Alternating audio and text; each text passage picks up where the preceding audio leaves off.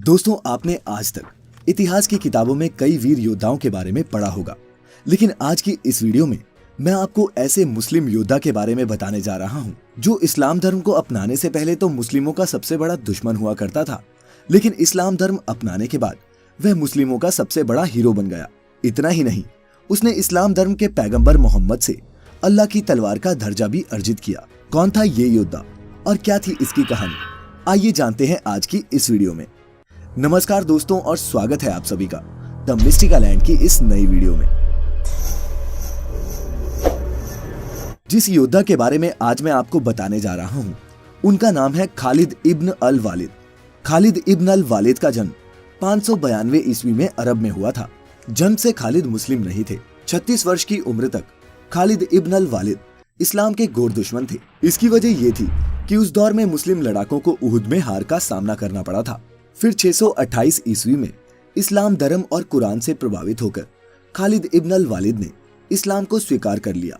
वह मोहम्मद पैगंबर के पहले कुछ साथियों में से एक थे। इसके बाद खालिद अल इब्न वालिद ने मुस्लिमों के लिए सैकड़ों युद्ध लड़े और लगभग सभी युद्धों का परिणाम मुस्लिमों के पक्ष में रहा। इस्लाम धर्म अपनाने के बाद वालिद ने मुस्लिमों के लिए कई बार हार या फिर नजदीकी जीत को शानदार जीत में बदलने का काम किया।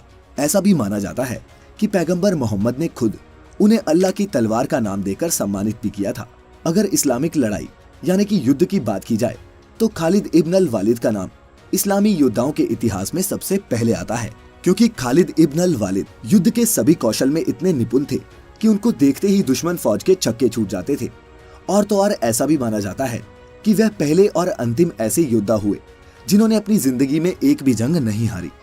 खालिद इब्न अल वालिद के रण कौशल को देखते हुए उन्हें 632 ईस्वी में इस्लामिक सेना का कमांडर इन चीफ बनाया गया। कमांडर इन चीफ बनने से पहले खालिद ने 629 ईस्वी में एक छोटी सी मुस्लिम फौज के साथ उस समय की सबसे बड़ी फौज रोमन सेना को हराया था।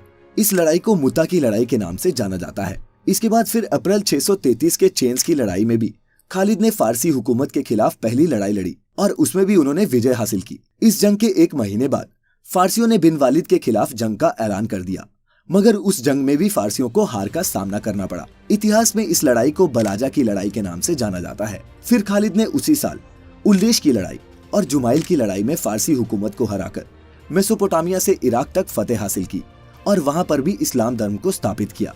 फिर 634 ईस्वी में खालिद इब्न अल वालिद ने बूसरा की लड़ाई में रोमन और ईसाई अरबों की एक सबसे बड़ी फौज को हराकर सीरिया के छोटे से शहर बूसरा पर कब्जा किया। उसी वर्ष जुलाई की लड़ाई में मुस्लिम फौज ने फिर खालिद इब्न अल वालिद के नेतृत्व में रोमन कमांडर हरक्यूलिस पर भी फतेह हासिल की। इतनी जंगें जीतने के बाद खालिद की बहादुरी के किस्से मशहूर हो चुके थे। जब भी कोई जंग होती और दुश्मन को पता चलता कि खालिद इस जंग में शामिल होगा तो दुश्मन कांपने लगते। इसी तरह 637 ईस्वी तक खालिद इब्न अल वालिद ने कई देशों और सेनाओं को हराकर वहां इस्लाम धर्म की स्थापना की। सैकड़ों युद्ध लड़ने के बाद 638 ईस्वी में खालिद इब्न अल वालिद को सेना के नियमानुसार सेना से निवृत्त कर दिया गया और उसके 4 साल बाद यानी कि 642 ईस्वी में उनका अपने ही घर में निधन हो गया। निधन के बाद उनको उनके घर में ही दफनाया गया, जो आज के सीरिया में होम्स प्रांत में है। यहाँ आज भी मस्जिद खालिद इब्न अल वालिद बनी हुई है। यही वजह थी अपने अंतिम समय में खालिद इब्न अल वालिद कहा करते थे कि मैंने सैकड़ों युद्ध लड़े और फतेह भी हासिल की, लेकिन फिर भी मैं खुद को बदनसीब ही मानता हूँ, क्योंकि मुझे जंग मैदान में शहादत नसीब नहीं हुई। शहादत तो उन्हें नहीं मिली, लेकिन अपना नाम वो इस्लाम और इतिहास के पन्नों में हमेशा हमेशा के लिए लिखने में कामयाब हुए। दोस्तों, आप खालिद इब्न अल वालिद के बारे में क्या सोचते हैं? नीचे कमेंट्स करके हमें जरूर बताएं। साथ ही अगर ये वीडियो पसंद आई हो तो इसे ज्यादा से ज्यादा लाइक और शेयर करें। सब्सक्राइब करें the mystical land YouTube channel ऐसी सभी इंटरेस्टिंग वीडियोस के लिए। फिलहाल आज की इस वीडियो में इतना ही। अब हमें इजाजत दीजिए। आपका बहुत बहुत शुक्रिया।